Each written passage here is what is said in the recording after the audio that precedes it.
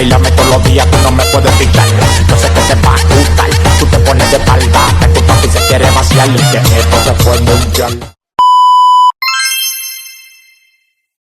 Halo semuanya, perkenalkan kami dari kelompok 1. Perkenalkan nama saya Astika Putri. Saya Noperina Semingirki. Saya Cecilia Karen Mabel. Saya Cita Tianti.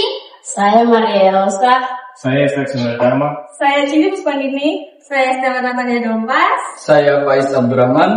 Selamat menonton. Oh my god! Halo semuanya, kami dari kelompok 1 bercerita tentang cara menyelesaikan masalah dalam tim. Selama proses itu, kami melewati 6 aspek penting dalam perilaku organisasi. Mulai dari bagaimana kami berkomunikasi, mengambil keputusan, menghadapi stres dan konflik, memahami dinamika kekuasaan dan politik, membangun kerja tim, sampai dengan mengatur manajemen kinerja. Yuk ikuti alurnya.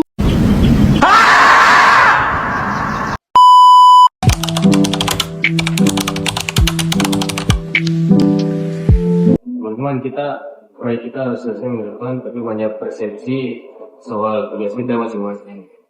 Iya, waktu itu kamu bilang saya kerjakan di bagian laporan. Tapi laporan yang mana? Penjelasannya kurang jelas. Nah, itu dia masalah tim komunikasi. Tanpa komunikasi, tim tak akan berjalan baik. Komunikasi efektif memudahkan kita menghindari miskomunikasi dan memastikan semua orang paham dengan tujuan yang sama.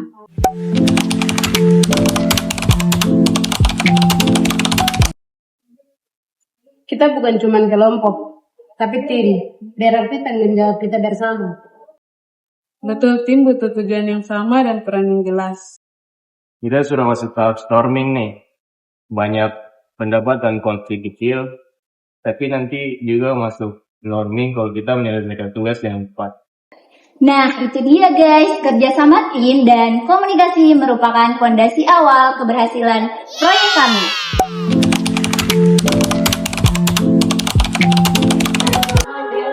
Oke guys, daripada kita pusing-pusing, muter-muter terus nggak sampai selesai-selesai, mending kita langsung tentuin saja aku kerja apa, saya kerja apa, nanti dia kerja apa. Terus gimana caranya?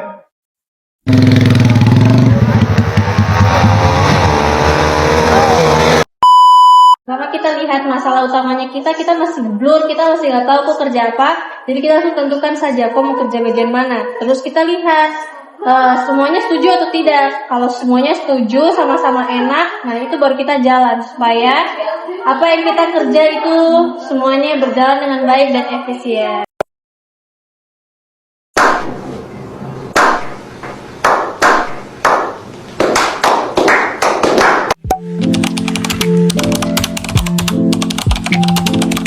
Duh, tugas numpuk, deadline mepet. Saya stres sekali loh. Ya tidak apa-apa, kita bahas sama-sama saja. Dan bukan cuma stres, tim kami juga sempat mengalami konflik. Kenapa bawa filenya tidak bilang-bilang dulu? Saya kira kamu setuju. Bombastic side-eye. Criminal offensive side-eye. Nah, ini dia contoh konflik tugas. Cara solusinya yaitu tingkatkan komunikasi, klarifikasi, dan cari titik tengah. Aku setuju, konflik itu normal, asal bisa diselesaikan dengan baik. Oh my god! Wow!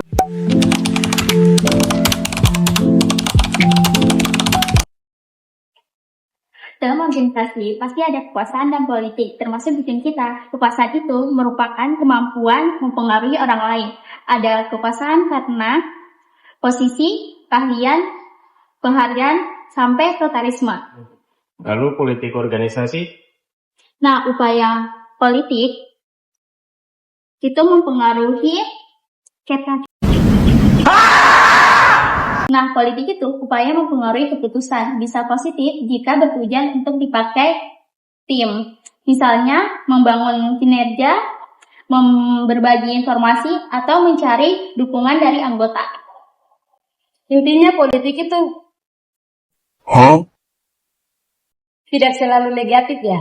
Iya, betul sekali, tergantung bagaimana kita memakainya.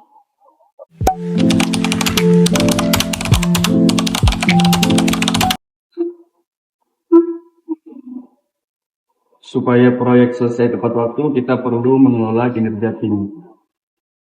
Pertama, desain kerja, siapa melakukan apa, bisa pakai rotasi kerja, perluasan kerja, atau pengayaan kerja. Lalu kita perlu menetapkan tujuan SMART, yaitu specific, measurable, achievable, relevant, attainable. Contohnya menyelesaikan video 3 hari sebelum deadline. Betul, setelah itu kita pantau progres. Bentar.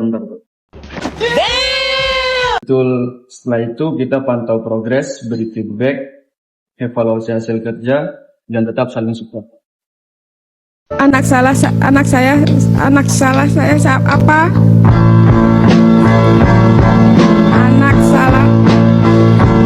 saya salah apa?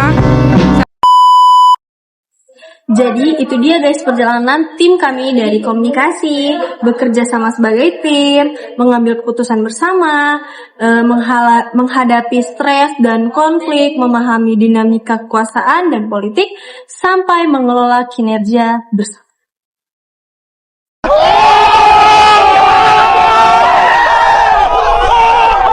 Terima kasih.